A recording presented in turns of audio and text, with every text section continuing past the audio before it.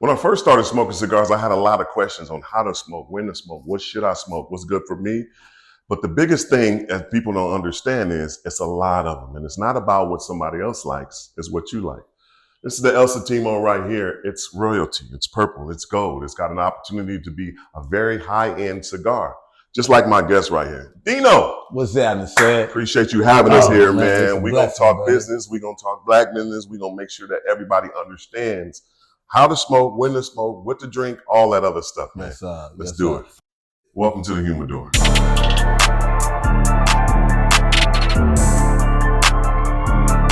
Who want the smoke? We don't smoke cigars from the corner store like to welcome you to the Humidor. Who want the smoke? We don't smoke cigars from the corner store like to welcome you to the Humidor, right? Who want the smoke?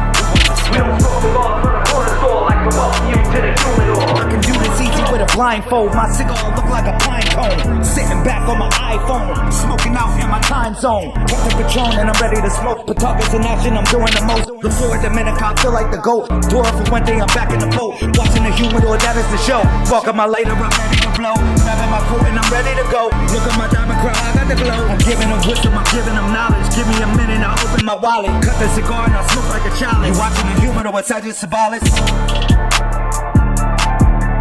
We don't smoke cigars from the corner store like to welcome you to the Humidor. The lights don't get brighter in Las Vegas, Nevada. I mean, really bright. We are in Chocolate City right now, home of El Satimo. Now, I know it's skyrocketing, but I brought the general manager in here, also the vice president of the Black Agenda. The Black Agenda is a consortium of local leaders and influencers, politicians, billionaires, you know what I'm saying, that's dedicated to bringing economical inclusion and growth to the Black community. You know, so we're spearheading that to let folks know that we're here. We're no longer talking. You know, so we talked for a long time. Matter of fact, our ancestors talked. That's why we give praise and reverence to Marcus Garvey's, Martin Luther King's, Malcolm X, Jesse Jackson, Ron Brown's, Al Sharpton's, you know what I'm saying, for all the work that these guys put in, for us to be in a place to be a bold and stand unapologetically and say, you know what, it's time to be black and it's all right. You talked about your ancestors. Let's take it back. Yeah. Born and raised New Orleans. Yes, sir. Let's talk about that experience right you there. Heard me? Yeah, wow. man. Yeah, let's talk about that. How was it growing up in there? Man, look, it was a blessing. New Orleans, I tell folks, it's a different planet. It's Mars. Not only that, I call it a third world country right within the United States. Right. You know what I'm saying? Reason being is it's a small land. It's surrounded by water. You know what I'm saying? Mississippi River, Pontchartrain Beach, Gulf of Mexico. That's why it's such an economic port hub, you know what I'm saying, of culture also. But the main part about it is it's the Big Easy. The reason why they call it the Big Easy is because even though tourism is our main economic benefit there, you know what I'm saying? So there's really was nothing there, no big buildings or anything like corporate America. It was just tourism. So what you do is, I didn't meet any poor people in New Orleans. Ever since I came out the womb, I didn't learn how to beg, you know what I'm saying? I learned how to ask to do a duty so I can get what I needed done, you know? So, and my culture in New Orleans instilled that in me and instilled in people to this day. I mean, that's why, other than Las Vegas, it's the second most tour city in the United States. You know what I'm saying? You got Vegas and you got New Orleans. That's because of the people, man. As a kid, you know, growing up in New Orleans, you got not only entertainment side, the food side, the culture side, the heritage. What are the influences that you saw as a kid growing up in New Orleans? Grinding. Don't ask nobody for nothing that you can get yourself. Yeah. That's the culture I came up under. You know what I'm saying? We can talk about later and what happened with the crack epidemic came in and it blurred all that, and we just took those skills and brought it to something else that was 10x and the money. But you know what I'm saying? When you talk about New Orleans, everybody has something to do. Everybody has something to do. You know what I'm saying? That's how you know you're part of the family. If you're a part of somebody's tribe, you know what I'm saying, and you're sitting around and you're not doing anything, then you're not really part of that tribe. Wow. Wow. Talk about family, you have the food. Oh my goodness. You know, give me some New Orleans food, or is it New Orleans or New Orleans, or you know? I don't know. Whatever I say out my mouth, you know what I'm saying. You take the pronunciation. I think I'm saying New Orleans. You know what I'm saying. Most folks say New Orleans, you know what I'm saying. But born and raised in New Orleans, Louisiana. So Yeah, no, listen. Give me that New Orleans meal, that New Orleans meal that you like, man, I gotta have. It's even deeper than that, though, you know what I'm saying? Even talking about men out the South. And a lot of folks don't understand this, but when you talk about New Orleans, most of the cooks that come out of New Orleans are not women, they're men. Yeah. Most of the people that cook out in New Orleans, the best cooks, I love my grandmother cooking and all this other stuff, but the best cooks are men. You know, and that's part of our culture, because what we did was we used cooking as a sport. No, you dabble in the sport of cooking? Oh, of course. Yes. I mean, if you're a real man in New Orleans, you gotta know how to cook. That's how we know if you're a real man. Man, that's you know what I'm saying? Even if it's, you know what I'm saying, you know how to open up some blue runners and rice, you still gotta know how to do it at the stove. That's what's up. Yeah, it's a sport, you know what I'm saying? So in doing that, that's why the food tastes so good, because not only is we using it as competition, but there's an aspect of love there. Because we want you to love what we're doing. That's New Orleans, keep man. on that with that whole melting pot of cultures and people and races all mixed together working as one. Yes, that's something that you guys are really focusing on business-wise to try to keep that nucleus. Talk about that. That's correct. Like I said, that's part of, like I said, the main part of the Black agenda. You know what I'm saying? Black, we don't feel like, Black is not unpowerful. It's just unorganized. Wow. Say that again for the people in the back. You know what I'm saying? Black is not unpowerful. We're the most powerful beings on the planet. We're just unorganized. Yeah. You know what I'm saying? That's just like coming from a basketball team. You know what I'm saying? You can have all the greatest talent on the team. Yes, sir. But if it's unorganized, they ain't got no structure, no order, you ain't winning nothing.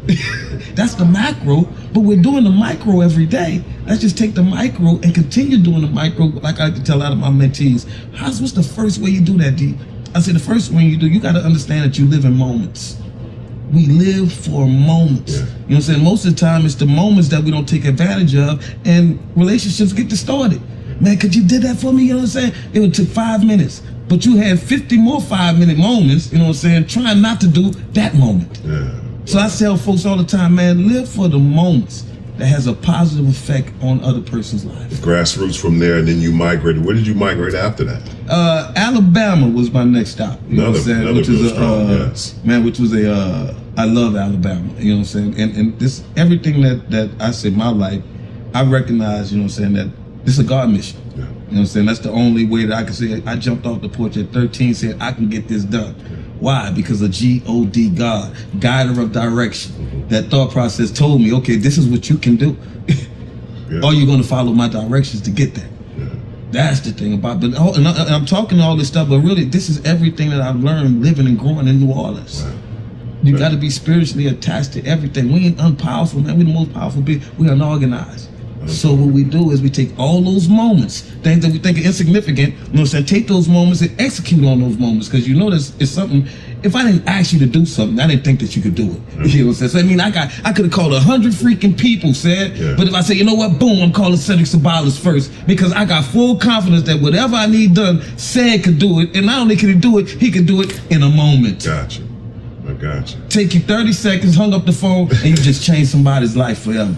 This wonderful thing, these sticks, man, are just beautiful. Now that you have portrayed a wonderful business here with that. Talk about your first experience in smoking cigars. Man. Oh, man. Really smoking a cigar?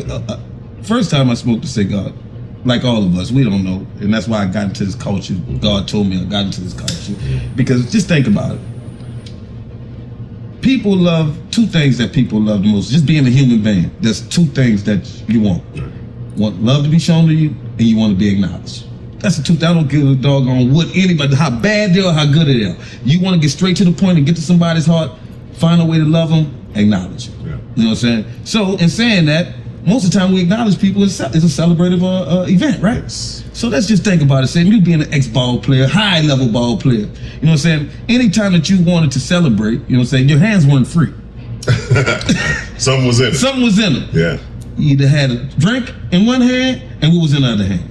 A cigar. Yeah, so no matter if it was a baby being born, you know what I'm saying, you win in the lottery, you buy your first car, this is what you said, I'm going to express my success with a drink and a cigar. Yeah, it's funny because, you know, the champions that I saw as a kid, you know, I obviously started with Red Auerbach, He started smoking after they won the championship in Boston, right then and there, Right. on the bench. On the bench. Even though Ray there was no was smoking in the gangster. building, he's so gangster with it. He was gangster. I'm going for it. Right. And then obviously Michael Jordan moved it on, and then it just kept going with that. My first experience with cigars, I had an uncle, my Uncle Smitty, always smoked a cigar around the house, coming home from work. I always was curious about it and intrigued about it, and which a lot of people out there are. Give me some do's and don'ts about smoking, man. I tell you this, going back to that, because on that note, I smoked cigars a long time before I really learned about cigar culture. It was my Cuban brother. His name is Luis Ruiz. I met him in my journey going through California. Thank you, God. You know what I'm saying? And I remember the first time we talked. I ain't gonna go through the whole story, but he was like, "You ever smoke Cuban cigars?" You know, you got this his Cuban. I'm like, nah. At that point in time, I thought I did smoke a Cuban. So I'm like, Cuban's overrated, man. I don't really care nothing about that. He said, well, the next time I see you, I got a cigar for you. You know what I'm saying? So I'm like, all right. I remember the first cigar he bought me was a Triple T Trinidad. You know what I'm saying? Triple T Trinidad. Yeah, Triple T Trinidad from the W.D.D.A. You know what I'm saying?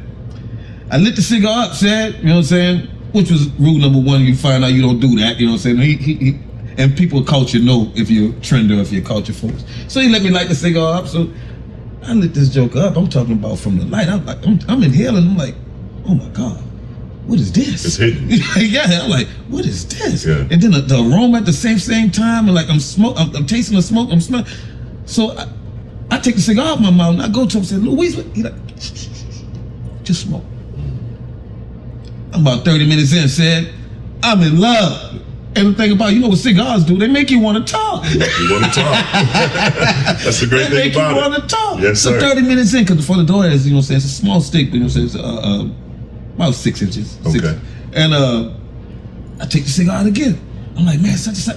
Shh. Just smoke. So I finished, we didn't talk for an hour. Wow. 1 hour, we didn't say one word except when I was trying to make the conversation. Only thing he told me was, shh, just smoke. Just enjoying the stick. After I finished that cigar, put it out, he said, what you say about Cubans now?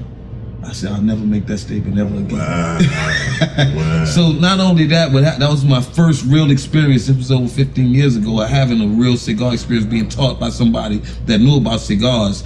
And like I said, the same thing, people find out if they like you or not. And from there, the Ruiz family, you know what I'm saying, they took me in. And not only they took me in, it was because they always used to have cigars, you know what I'm saying? Like, man, can I bring my buddies? They're like, nah, just come over here. This is their this is their economy. Yes. Cigars and rum. There is nothing else. You know what I'm saying? So taking this culture serious to them is serious. Yeah. So I seen that as love, as them not just giving me cigars and let me go out. They cultivated our relationship on it. It was a 3-year journey that they taught me cigars. It got to the point where we would play a game and they have cigars on the table. And you had to smoke the cigar, no label, but you had to tell them what the cigar was. Wow. This is how I learned cigars. Wow. So somebody's coming into your establishment now and aversions to the opportunity to smoke them. How would you suggest them to get involved or their first experience with cigars? You want me to tell the business answer or the love answer? The love answer, because that's how, love gonna bring the business. Right. The business gonna bring the love. So let's bring the love in first. This one thing, when you find out about the culture, being in the cigar culture, serious in the cigar culture, it's about 10 years ago, it started taking off, especially with us, you know what I'm saying, our ethnicity. And, we're entertainers, you know what I'm saying? And it's all about the gram, you know what I'm saying? It's all about the shot. So what started happening is you started getting more trenders than culture smokers, you know what I'm saying? People not really smoking tobacco because they want to smoke tobacco. They were smoking labels. Yes. Yes. You know what I'm saying? The Cohibas. Yeah, I understand. So it's just like going to the gym or playing basketball or whatever, you know what I'm saying? Yeah, you can go in there and pick up 250 pounds, but if you don't have the right technique, you know what I'm saying, it's not going to do anything. It's the same thing with cigars. Because the cigar experience is a 3-part formula. Your nose, your tongue, and your mind. Okay. That's what this experience is for. Nothing else. Your nose, your tongue, and your mind. So not to get too far off, if somebody really wants to find out how to correctly smoke a cigar, to get the right effect off of it, most of the time, like I said, if we know that it's about nose, tongue, mind, I want people that got to smell good to them, then they got to taste good to them. You know what I'm saying? So when the smoke do hit them, they can still have a nice nicotine conversation. Yes. So you ain't gonna do that with something that's harsh. So that's why we have our sweet wall. You know what I'm saying? Our infused wall. Learn the technique of smoking, because you're gonna mess up. Yeah. But if you mess up, you know what I'm saying, at least with an infused, you know what I'm saying, it tastes like chocolate, it tastes like honey, and you won't give up on the culture. That's right. So that's what I would do for somebody that's brand new. Yeah, and those experienced smokers, you know, they tend not to dabble out or try to run from their particular brand or style. Which is awesome. That's what you're supposed to do. Remember, this is your experience. I tell folks all the time, man, being in a cigar, this is for you. Yeah. I like Popeye's chicken. I know you like Popeye's chicken, right? You know what I'm saying? I use Popeye's. I use things I love. You know what I'm saying? We got the same palate. We could both order a 2-piece white spicy red beans and rice and a biscuit. But you know, because our tongues are different, we're gonna have different experiences, but we eat the same chicken. Yes, sir. So are we gonna argue about, okay, man, well, I taste this on the chicken. You taste what you taste. Yeah. That's why I tell folks with cigars, you know what I'm saying? So you shouldn't give up. Like, even if you had a bad experience with a cigar, that might have been that time, that communication, that conversation, all that didn't put the right mood. But you got to find your spot. It can get as deep as the cologne you wear. Wow. That influences. Yes, sir. Okay. Yes, sir. Yeah, because most folks, they like I said, they like to pair it with alcohol. I don't drink. I don't smoke cigars with alcohol. Yeah. I smoke with water. Yeah. Why? Because I want to taste the smoke. And I don't want it blended. I don't want a gumbo. Usually when I have alcohol, I'm coating my tongue with sugar, you know what I'm saying? Because I want the smoke to blend whatever the taste is on my sugar. But if you smoking fine tobacco, it's just like going to Root Chris or going to Scissors. You go to Scissors, yeah, give me A1. But if you go to Root Chris, you know what I'm saying? Nah, don't put no sauce on that stuff. Yeah, put that in perspective. Put that in perspective too. The cognacs, the bourbons, the alcohol that comes along with some people who like to dibble dabble in the cigars. Is that an enhancer? Is sometimes it's a take away from actually, but it also depends on the person. Depends on the person. Depends on the person. Yeah, if a cigar is supposed to enhance. Remember, it's celebratory. Yeah. It's supposed to enhance anything. So if you're drinking, you know what I'm saying, you smoke a cigar behind, the cigar is just supposed to enhance whatever you were doing. Not, okay, man, but so what you're doing is, you know what the ingredients are. That's why we say mild, medium, full body. That's just the blanket of it. But we know one thing, whenever you drinking alcohol, you know what I'm saying, your palate is getting coated with sugar. Yeah. It's just how much sugar, how thick the sugar is on your tongue so the smoke can penetrate through. Not a lot of instruction there, but it's also a lot of knowledge there. So yeah. Be right back. We're going to get into the business of cigars. Yes, sir. Mr. Humidor.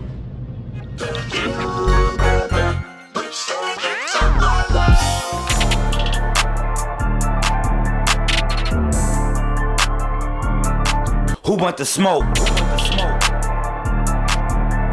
We don't smoke cigars from the corner store like to welcome you to the Humidor. Who want the smoke? We don't smoke cigars from the corner store like to welcome you to the Humidor, right? Who want the smoke? We don't smoke cigars from